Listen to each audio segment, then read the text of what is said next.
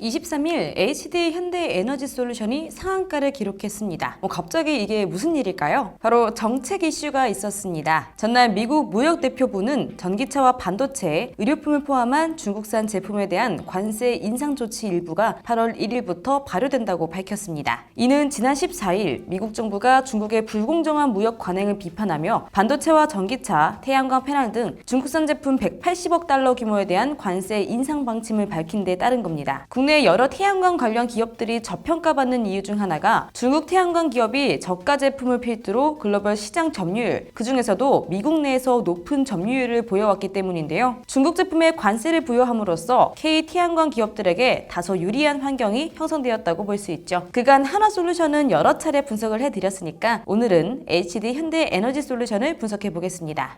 HD 현대에너지솔루션은 HD 현대그룹의 태양광 기업입니다. 태양광 모듈 판매를 주력 사업으로 하고 있고 이 비중이 전체 매출액의 90%를 상회합니다. 2023년 상반기 기준으로 국내 태양광 시장 점유율은 31.2%입니다. 이 실적을 살펴보면 현재 실적은 그리 좋지가 않죠. 1분기 실적은 매출액 976억 원과 영업적자 142억 원을 기록했습니다. 전년 대비 또 전분기 대비 모두 하락세인데요. 원인은 모듈 판매 가격 하락이 지속되며 이 외형이 축소되었고 P타입 모듈 재고 충당금 영향으로 영업 적자폭도 커진 겁니다. 앞서 지난해 국내 태양광 시장 점유율이 31% 수준이라고 했는데 이 전년 대비 국내 매출액은 41% 감소했습니다. 지역별로 보면 미국도 주택형 태양광 수요 위축으로 부진했습니다. 다행히 이번에 미국 쪽에서 중국이 아닌 한국에 유리한 정책 카드를 내밀었으니 하반기는 실적 회복이 기대가 되는데요. 반면 유럽과 호주 지역은 앙골라 프로젝트 반영 확대로 실적이 증가했습니다. 유럽과 호주 지역을 제외하고 계속해서 매출이 부진했던 이유는 이 중국발 태양광 공급 과잉이 원인이었습니다. 외형에서나 이 모두 축소된 실적을 보였죠. 그렇다면 이제는 어떻게 변화될까요? 먼저 유럽 상황을 살펴보죠. DS투자증권은 유럽 친환경 에너지 업종의 회복이 예상되는 만큼 국내 재생에너지 기업들에게도 수혜가 이어질 것이라고 전망했습니다. 국내의 경우 정부 지원 확대와 함께 풍력은 지난해 자금 조달 규모가 늘어나며 이 프로젝트 개발 증대에 대한 기대감이 올라가고 있는데요. 유럽 지역은 2023년 육상 풍력 신규 자금 조달 규모는 전년 대비 9% 늘어난 180억 유로, 해상 풍력은 300억 유로로 2022년 4억 유로에서 대폭 증가했습니다. DS투자증권은 중국발 태양광 공급 과잉으로 가장 피해가 극심했던 유럽도 기업들의 구조조정과 정부의 적극적인 개입으로 과잉 생산 흐름이 진정되며 안정화 구간에 들어선 것으로 보인다고 했고요. 또 여기에 미국의 관세 정책이 강해짐에 따라 국내 기업들의 반사 수혜가 예상된다고 설명했습니다. 국내에서는 6월부터 분산 에너지법이 시행되면서 단기적으로는 연료전지, 재생에너지 등의 발전원들의 개발이 많이 이루어질 것으로 보입니다. DS투자증권은 이는 계속 이슈가 되고 있는 송전망 부족에 대체안이 될 수 있다며 한국전력이 독점하고 있는 송배전망 투자는 상당 시간 소요될 것으로 보이며 늘어나는 전력 수요에 대응하기 위한 분산 전원이 필요하다고 설명했습니다. 자, 그렇다면 직접적으로 태양광 산업은 어떤 영향을 받게 될까요? 투자업계는 하반기부터 국내외 태양광 산업의 업황 반등을 예상하고 있습니다. 중국 정부의 태양광 보조금 축소, 유럽과 미국 정부에서의 중국산 태양광 유입 견제 정책 확대 등이 예상되기 때문이죠. DS투자증권은 중국 태양광 기업들이 비약적으로 성장할 수 있었던 가장 큰 배경은 정부의 지원이었다면서 이에 원가 경쟁력을 앞세워 글로벌 시장에 진출하며 공급망의 약 90%를 차지할 수 있었지만 2020년 들어서면서 중국 정부가 태양광 발전 프로젝트 보조금을 대폭 줄이고 2025년에는 보조금 완전 폐지를 발표하면서 과거와 같은 공격적인 생산이 이루어지기는 어렵다고 전했습니다. 미국과 유럽 정부의 중국산 태양광 제품 수입 제한 조치도 영향을 주고 있습니다. 먼저 미국은